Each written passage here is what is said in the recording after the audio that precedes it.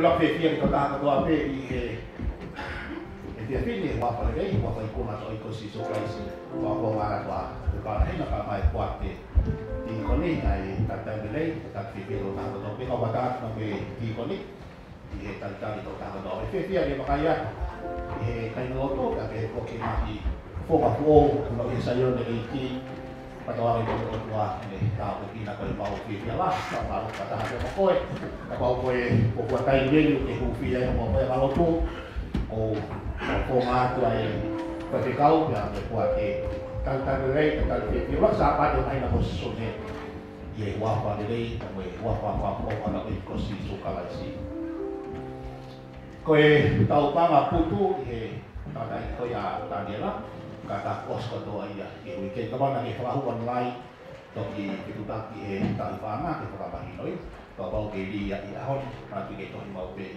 au inwa ya pa hino ke banga putu ia ke me fa ko se ke wa ni ni pe pa pa mai putu fa osi ke lava ai ko to mi ia ko ia ka ni si ko e pa ka to ya dia ke tau ma we ko ko mo wala mai ke tau po ke la mai mai ki ho ko ya ta wa ki ya boy fa ko fa ke ta tu ta mai ki la ki sapat mai na ko sune ya la tu ke ki lo te mai ko tu ta ke ho no be ko bi ka wa ke ba ki mi aku holo ki aku ta ke be mai bi aku fedili wa ki ya ki ta ka pa ta ke ta wa ki ya boy fa ko lo mission aku ya ki de po ka ta ki kapal yang ini di na pi to konya tu ka kia anahin na hitu ko ya ita ma kresi ko to ko ni ho ka pak so ta kai na ko ya ki de pol al ke ta ti ko ya na ta si ko ta si tu ko ni ki de pol pe aku connect ya ki ta to ki he kai na ko ya pol de pol pe aku fai de vai to ko ni na ho ma i hello na to ko ni ko to ape ta ko e ta ko mission na yo ko ta po ki ya ko fa ko ko i tu ko pe ha ki ke ta ki ma ki ni to no kai o mi fu fa no ko ya ke ame fa nga ya ki fa mi ni de po ya ko tu e ho ko ka po ya ko fa ko lo wa ye ke ba a mai ki ka he ta lo tu ko ki po ka no ya ai na ya ko pes yo i ko e a ka ni ko ya ke ba pa hu ke ya ke ta ka na ke ta o misiona ke ta wala to ko ni ke na we mal ka ki be ko ra tu ke ya ta na ke to ki e mo na ka pa ti ko ni ka ta ho kwa ke ta ba la na ko ya ko e la sa pa de Kalau kita hello tu pergi kalau fola dah honi. Kalau mah tu mau pada aku ya pergi koi, ai fola tu mau fano kia ini honi. Dia mai kalau marie kalau fola mai pergi mau gol, kalau kita pergi nak HP hamil di dia mai ai, dia tahu batai. Oh kalau fola ini fareni, dia kita bahau pe waktu kia program ai connection city church. Oke ke malu ngai fai fekau ho fola oke ke malu ngai ho eki oke ke malu ngai tugi oke ke malu ngai paremia mo parestedi he fola afiona oku ma olu ngai taha pe ho fola pe ma talo takoa rea mai takonaki valoki fakapon fatondon fola mai mau fanonga ya lang nang ia afiona ya si suklais ko al pe ko ya mau fakapoi Pamaruat ihe pakai ihe hibata kuahi na tau panong ai ihe hon brene tau ke fakta pas ke iki kai ne ari kai ko ha awesi ko na lah tapi te fi lau ihe au mai ya ihe mau me ko ni o ka ha ki o ta pe ki na to ta ko to ape pai ho ta ku ko spen ne to ye lu ke fitu e ba he ta pe fa no ko ya ko e mesi Luke chapter 7 verse 40. Eu tano ke ko hemi ai pe fa, ba ya bito pe tau malanga. Ki tano hemi ai fa, pe si alu ke ba he pitu me sto hono ke fa ono, kai to mai pe pe ta me be no fa no. I'll share about 4 things this afternoon. I won't take long. Based on Luke chapter 7 verses 36 to 46. But I'll read to you just one verse, verse 40. Luke ba he pitu ke fa no ali ka Thomas we se ba ke mo pe ale anga si su kia Simone o kai me o ko fiere a kwai ke koi pe be ma Simone eki ke fola mai. Let's read together from the screen. 1, 2, 3. And Jesus answered and said to him, Simon, I have something to say to you. So he said koa Simone ke tawaki o tangke Simone ki maralo atu koe kau mono ia ho hingoa. So we are going to read again. This time, take away, remove Simon's name, put your own name there. 1, 2, 3. And Jesus answered and said to him, Anahina, I have something to say to you. So I said, Teacher, say it.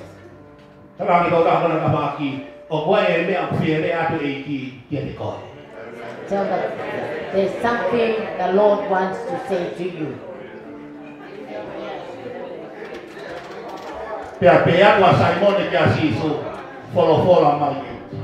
And Simon said to Jesus, say it, Lord.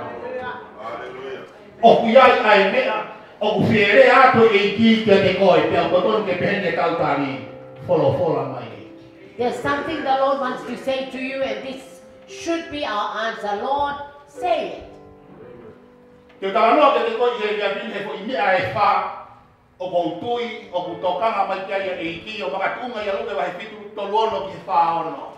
I'll share about 4 things that I believe the Lord wants to speak to you about based on Luke 7, 36 to 46.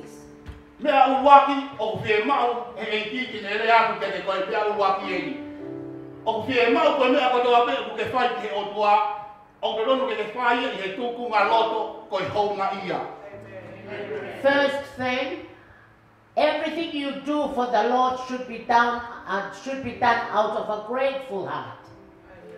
This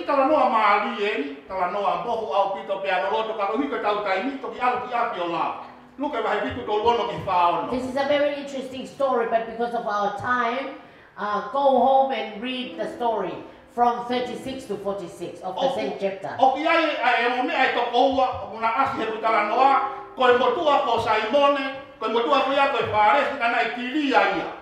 There are 2 characters in this story. One of them is Simon. He's a Pharisee, but he had leprosy.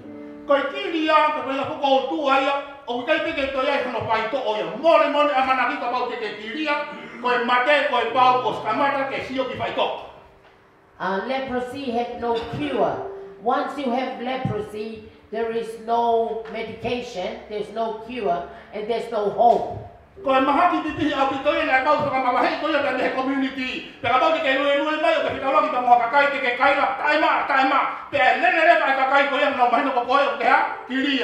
It's a very contagious disease, and if you are separated from the rest of the society, and if you are walking down the street meeting people, you have to yell out, unclean, unclean, so that the people will avoid you.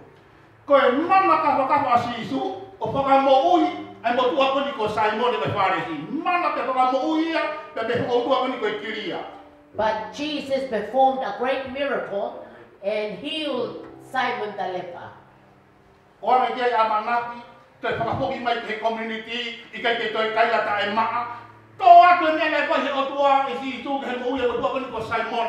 He cleansed him, restored him back to society, and he stopped calling out unclean.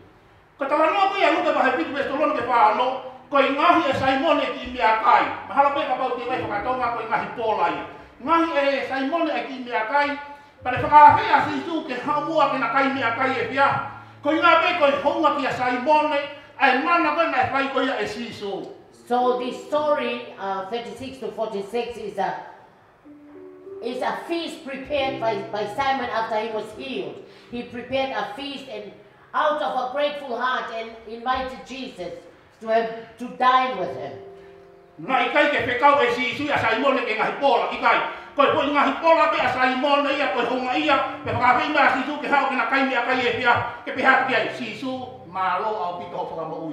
Jesus didn't hint at Simon to prepare a feast. It was done out of a grateful heart, and he invited Jesus to show him his gratefulness.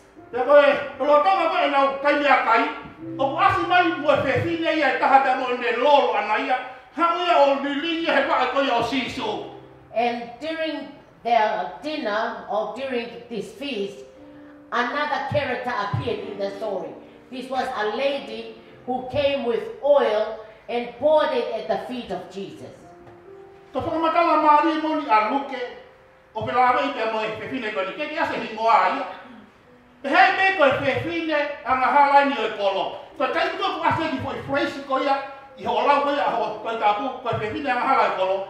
O ku mahino ia koe pefine koe ni koe heri moni. Furi ki wano mone ni moi. Pea mahino le whakamoi e si isu ai pefine. Whakamoi hono lau maari, whakatawa taine te mehe anga hala. Taka ne hau koe mo ne lolo ko le whanongo, o hanga si isu ke api koe a Saimone. Pea koe honga ia e pefine, heka ne mouile he furi ki wano. Kai hamusi e si isu, ka bebe bine, te awatu e uki lolo, o whakahonga ia ke mea e whai e si isu maa. It's a very interesting way, the way Luke recorded the woman. He didn't give her a name. We just read that this woman came with oil, and this woman was the worst sinner in the town, and she was delivered by Jesus. And she came with a grateful heart to pour the oil to anoint Jesus' feet, to wash Jesus' feet. Ki tau pia ki pos pia. Koe ngahi pola koe a Saimone, koe whai e ha i honga ia. Na i tiria me whakamu e si isu. Koe ringi lolo koe e pefine, koe honga ia. I whakamu e si isu ia te mihe wanu koe ia o yang hala. Ngahi pola e kama koe, ringi lolo e fine motua koe. Ka koe ongo koe lau mahali e, koe whai pe he honga ia. The two different people did two different things. One prepared a feast, the other brought oil. Both of them did something out of the same spirit, a grateful spirit. Motua koe, te whakamui mari whakasino koe kiria. Te whine motua koe, te whakamui hono lau marie. Takau ai bebe, te whakamui mari whakasino, te whakamui hono lau marie. O ku mahuinga koe mea koe mea tau whai te o tua. Simon did his service out of gratitude for healing a physical ailment. The woman did her service out of gratitude for healing her soul. Whatever we do for God, we should be done from an attitude of gratefulness. Simon, o koe me o ko fere a koe ke te koe uluaki. Koe mea kotoa me utau whai ki o tua o koton ke whaia I he loto honga ia. Simon, there's something I want to say to you. So whatever we do, number one, whatever we do for God should be done out of a grateful heart. Koe tau whua, koe tau o mai o lo, koe tainga utau lo, lau polopola au kai, evangelio. Mea kotoa me utau whai ki he iki, o me tau whaia koe lao, koe tutuni, koe mea ke whai. Whether it's giving, whether it's coming to church, whether it's praying, whether it's reading your Bible, whatever you do, we should realize that we are doing this not out of a rule or out of legalism, but out of a grateful heart. Ko tau tolu, tau to pemo Simone. Na ia o tua whakasino, koe tau ngahi mo ui, hange beko pepine, anga hala koni e kono. Koe tau ngahi mo ui, na tau more a manaki, na tau he I mamani, na tau tae ma, na whakamawa he, whehia whakalilia. Koe tau mo ui nei, tau mo awarea, kai malo mo Sisu Christ. Mo ne tere ki, mo ne whakamo ui ki tau tolu, pia koe tau hau ui ki he iki, koe mea katoa beku tau whai, koe whai pe ia. Your life is exactly like mine. We were saved from a hopeless life and restored. So whatever we do should be done out of that grateful heart from what Jesus has done in our lives. Talamai he tokolahi ke tiao. Pai pekau, talamai holoto, talamai ho visone. Au kai koe kawenga mea koe koe te helotu ta koe siasi. Ko mama na ala mo lawa he tu apule nu palai ke tona aka he ho se TAB kai he pumi ki kona mo ko na e puia ko hamo ki he ki skalu tala mai holoto tala mai ho pisole tala mai mo pe mau o weke pola nima he ko mama ni na la ku ka ko hamo ko mo he ki pe lua ka ka me ko do ko pai e mea I ho mai ia A lot of people tell me that when they were in the world, they spent thousands from Thursday to Sunday, wasting it. But when they come to the Lord, they want to serve the Lord with passion because they are grateful for what the Lord has done for them. Me ako no be utau pai ke sia sia eiki. Ako ta me ko hiwa. Ko fua, ko ba mo fu. Ha me ate hiko lai bebe. Kai nga ko ta fai pe hi honga ia.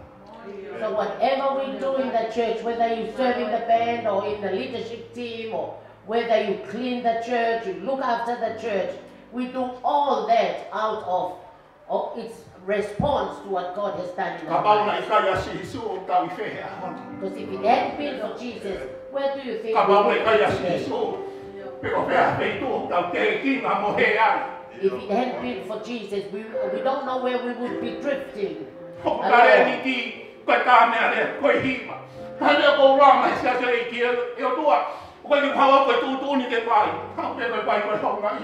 I don't come because I'm told to come. I don't do this because I'm told to do it. I do it because I'm grateful to Jesus for what He's done.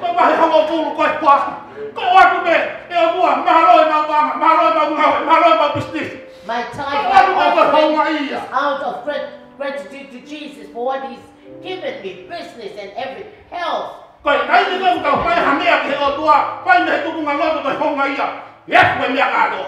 Whatever you do, realize that you're doing it with Jesus out of your grateful heart. Giving our all to thank Him for snatching us from the miry clay of sin. Number 2, Jesus wants to say to us,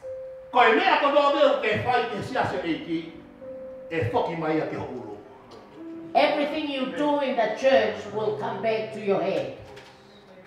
The church is the body of Christ that you can see on earth.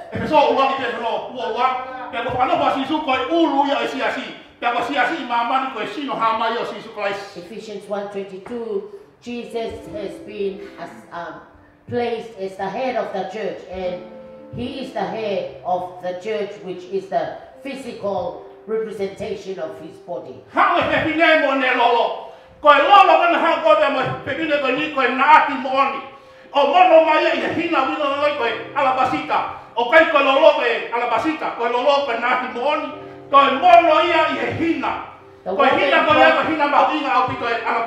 woman brought the oil in a jar, in an alabaster jar, and it was pure nard.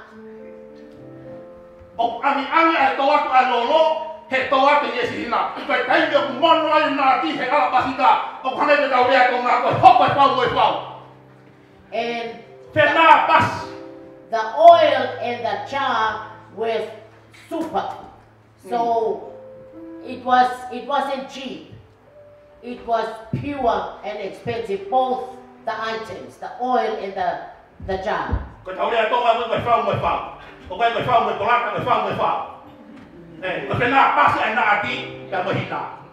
Amen.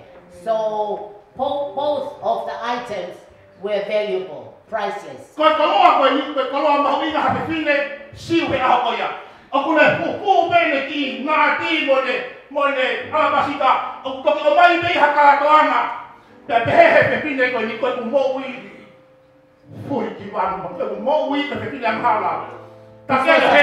It was a precious possession for every Jewish woman.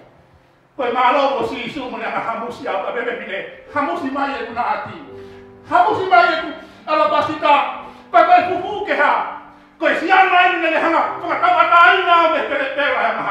because Jesus had liberated her, set her free from the miry clay, it was so huge for her that what Jesus had done. She was full of gratitude, and she decided to offer the most precious, priceless possession she had in the household.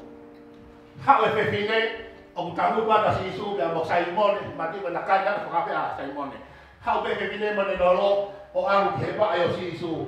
Ko ne vi lolo na alu ke ba yo sisu. She entered the house, but Simon and Jesus were dining, and she went to the feet of Jesus. Ko lolo o no mo lo ke alu ke ulu. Kai how mai ai pe ine sia ke na ko mai ya. He mai ai pe ine ko ni sisu ko ku ki na ti. Fe unga pe ya mo ho mai.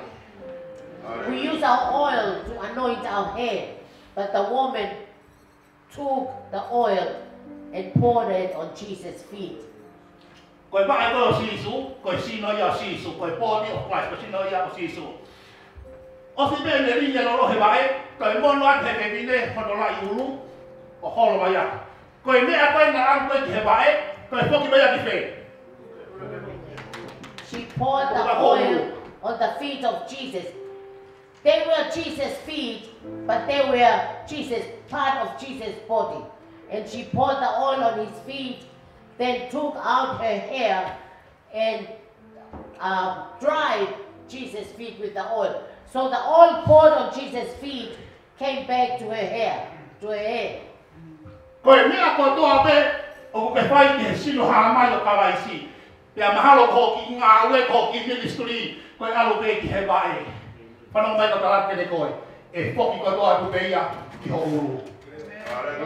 service you do in the Church of Christ, which is the body of Christ, which is the church, everything you do in the church will come back to your head. It may be the feet of the church, but it will come to your head.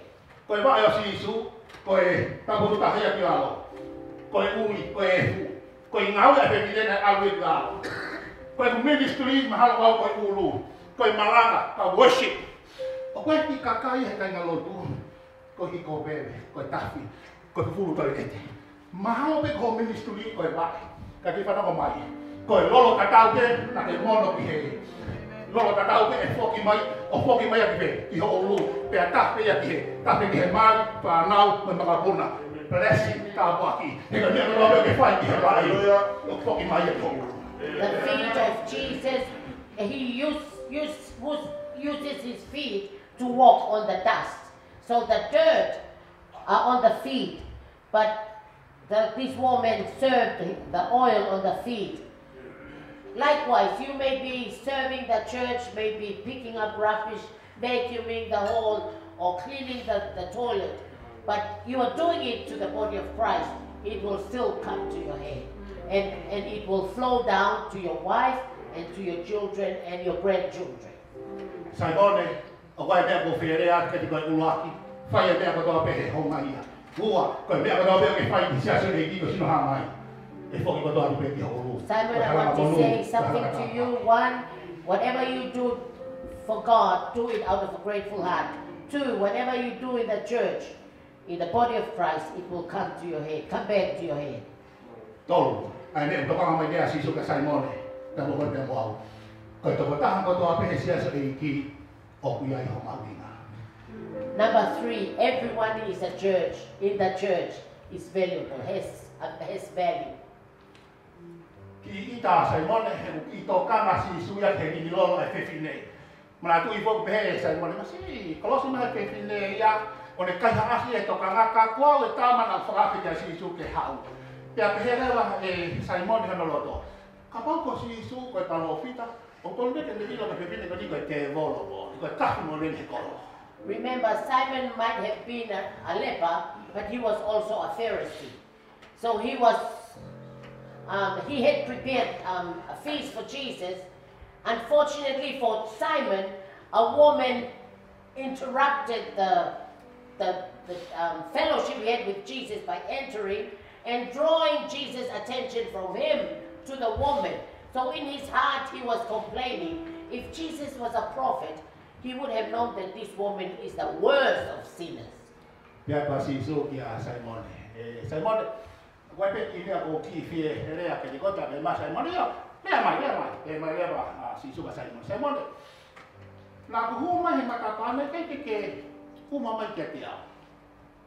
Koi malo ma fifine ki ha o ma ka ki uma ko wa he uma be ho wa e Simon ne na ka to ke fu fu lu wa ya Ko le mea ko ni ko mea ka usiu.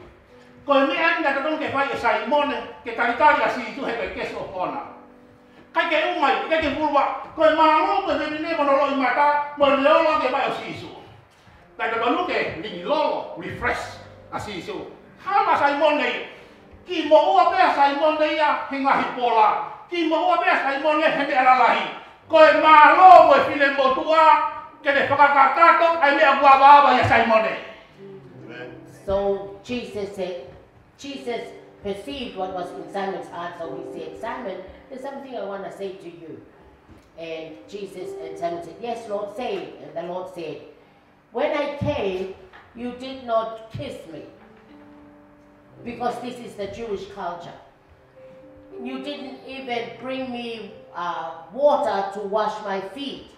Again, it's part of the Jewish culture. But this woman who came in has done that. So Simon overlooked the little things because he was too focused on the big thing, preparing the feast. He overlooked the little things of washing Jesus' feet. And fortunately for him, this woman that walked in covered the gaps in his life, his shortcomings. Ko toko taha ko doa pehe whare ni. Mei moani o tau ki tawa koe, hipo ke tawa koe tawa koe. O kuiai ho mahu inga he whare koe ni. Everyone that is in this sanctuary, from the front to the back and both sides, you have value. Tō mui mai au o si e wha, ta taha hamu se ke mera lere mai whukututu. Nē ka kaina nau mua mai nau tōru ki he whare ni o whakaawawa. Na ke hau kua whai e lulululu mo sei hen, mo sei hang e kau visitors. Ko whatongi ai, ke tu he matapa. Toki lere mai pe ke ngahi pola o maranga. O ko whakamaloa ke ni koe. Maloha o whai e kuuma, maloha o whai e lulululu, maloha o whai e kukulua e. Maloha o pik, toki lere mai pe ki mautolu ke ngahi pola. He mea lala ke maranga, ka ye ka kai, o nau feeling I get. Maloha mo ke hau whakakakato. He came late to set up the camera and prepare for preaching. That's like Simon with the big thing. But thank you. There were those of you who came in early to greet the visitors, to greet the members, to set up the instrument and to sing. That's filling in the gap. Everyone has value and a part to play in fulfilling the whole service for God. Kai pota ta mea lea, kai pota hiba, whakamalo ki ak, whakamalo ka sunia, whakamalo ki kau hiba. Nau hanga whakakakato, se kutai kakato. I can't play the instrument, I can sing but out of tune, but I thank you to Aka and to Sunia and to the singers for filling in my gap. Me heka Simone ki he pepine, kai peatua si isu, Simone, koi malo me pepine. Simon was jealous of the woman performing the little things, but Jesus told Simon, you should be grateful for the woman. Whanau mai mai tua tangata, whakawhetai ko whine motua. O kulehanga whakakakato, o tai kakata. Listen, husbands, praise God for the wives who fulfill the 90% of the family life. Ko rea lau noa, ko whakapango. Ko e aho e matea whine motua, ko toki whakaofa e ko. Amen. Just as long as they know, eh? Ko e malo, ko e whine motua Simone, ko e malo mo he whine. Hao whai ho uma, hao whai e pupulu wae, hao whai tākai loro. Ko e mea e na te munga ke whai Simone, ko kona whawhe iau, ko kana kone ngai mea kai. Ko e malo mo whine motua e ne hu mai, o whai ko whatongia. Simon, you Awa should te be ke thankful meheka, to the woman. e ko e malo mo tamai ka whaaki koe no ke tangutu ai. Ke ne whakakakato, ai mea o ke kakato. Because the feast is not the whole picture. There are little things that work together to make it a success. Don't be jealous of someone in the church that's doing something. You should be grateful to the one sitting next to you, in front of you, behind you. because everyone is covering or filling in the gap to complete the picture. Finally, the fourth thing that Jesus wants us to do. Simone, dai mo tangata to ko na no hesana tu umari. Ko tama gahan ay no banga ni mamano do pena ni ke fucking imagino ay putara noa. Ya tama gahan ay na no banga ni mangiao. Ni mamano ta dia no ni mangiao ta. Pea ko sia ke tai mi ke pe ki ai. Ka to swa ko lo e tama. Ke ni ora tama no ni mamano ke to to ko ke ni mamano. Ko ki mo to ba na no ni mangiao. Ta ki te la ba te ta pa bo. Pia fai mese ku sia na tu umari le pia. Okay. Ko wi ko swa ko lo ko he ko kita iba ke cancel ho mono. Alo ko mo tu ba ne no ni mamano. O be ta to e to ka ba ko sia. Ko tu ba na no ni mangiao o si be mo ia ia. Ta be tu le la asisu ya Simon o be pe ko hai e o tama e crazy e fa bare e ko fa kusiana ko ne fa mole ia. O be ko tama na no ni mamano ko tama mo na no si ni mangiao. Pepe Simon o ko ki mama lo ko tama na la ni no ni mamano. Ko tama e honga ia e tama tu mari e ko tani se e fumo wala ta be tu le ba sisu. Ko fe fine ko e o ngala ko wai. Na lahi yang mahala. Na ni mamano. Ya lahi yang mahala. O lahi ho fa mole. Ko winga to tu abe ni ofa. Ko ko e pokia Simon ko e fares. O ke pehe ko ke sai ka hini ko o ke sai. Ni mangea o ke boki. Ni mangea o ke ko hoki no. Dan dia mo notice ko ke be oh, it's all right. Si ho mahala. Si ho fa mole. Ya kalau hinga si ho ofa, ko fine ko tu amu het he pariki. Furiki ban. Ka toat mo fa more. Pe toat ni ofa he ofa. The measurement of our service for God, the kind of forgiveness we realize that we've been forgiven from will be reflected in our service for God. Because Jesus told Simon there were two men who loan from who asked for a loan from a rich man. One had 50, paraphrasing the story, 50,000, and one had 500. And the rich man canceled both their loans. And then Jesus asked Simon, who do you think of the two had a more grateful heart, or more love? And Simon said, I think might be the one with the 50,000. So Jesus said, exactly. Because this woman who has been crying and drying my feet with her hair, washing them with her tears and pouring oil on my feet, she has been forgiven much sin. And because she has been forgiven much, her love is huge. But you are a Pharisee, you think you are all right. It was just outward cleansing of leprosy. You think you have your cleansing is just worth 500, so your love is not that much. So whoever has been forgiven much, loves much and gives much. Ya kakai na hak he ki. Lah no fa more e o tua ko ni ko na mo.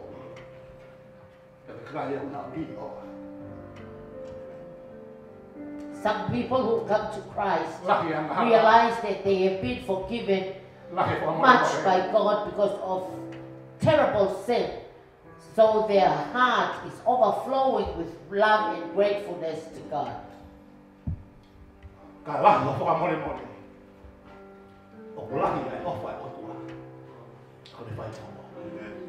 If you've been forgiven much, you realize that God's love for you is overwhelming.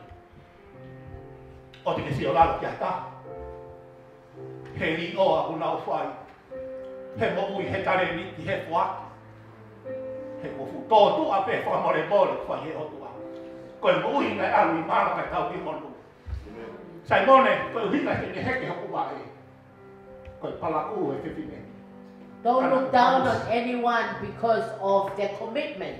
And don't be judgmental towards people whose commitment to God is overwhelming, because that's how much they have been forgiven and how much they realize God has liberated them. Simon, there's something I want to say to you. One, do everything out of a grateful heart. Don't do anything in the church because you are forced to do it. Just do it out of a grateful heart. You are grateful. Everything you do in the church of God will come back to your head. And it's a source of blessing for you, for your household, and for your grandchildren. Your brother and your sister. Number 3. We need each other because we fill in a gap for each other.